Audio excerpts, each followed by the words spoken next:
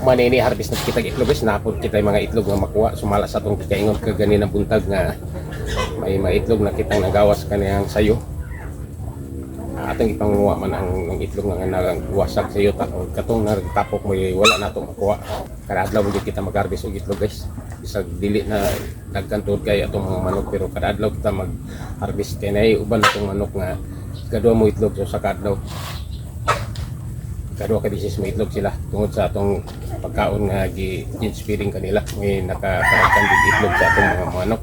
Sigurado jud kita nga maka-harvest jud kita og mga itlog kada adlaw. Og baybay ng itlog atong makuha. Karon kay dili naman sobra jud guys dagkan ang atong mga bayi nga manok. Pero nakayo ra kay naay magdouble nila itlog sa kadlaw.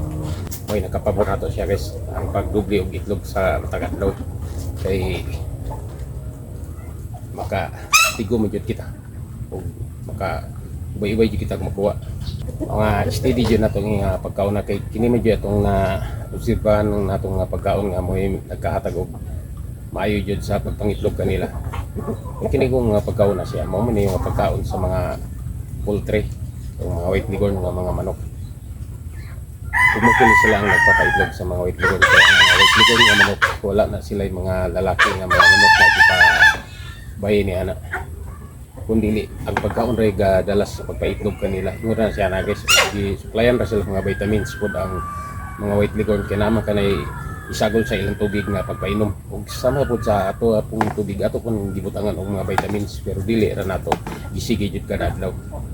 So sa mga mana is kausaran natin sila painom ng mga vitamina. Ang isagol nato sila tubig kay di man po nato pwede nga kada adlaw nato sila sagulan og mga vitamins kay medyo lugi po kita kay mahal-mahal ba ang mga vitamins na karon. Ora na day tira sa kanilang tubig, dili kita magamit og mga antibiotic nga mga tambal kay makadaot ka na sa pag-itlog sa itong mga manok, makapatay ka na sa ilang mga egg cells mo nga tubig ra jud mahimo gani. Pwede man kita kay di naman kita problema kay kini nga itong pagkaon nga gihatag kanila makapaitlog man kini kanila. Mao nga dili kita mohatag og mga antibiotic. Kadua pod ang atong mga manok mga immunized na dili ni sila madaling mataptan og masakit.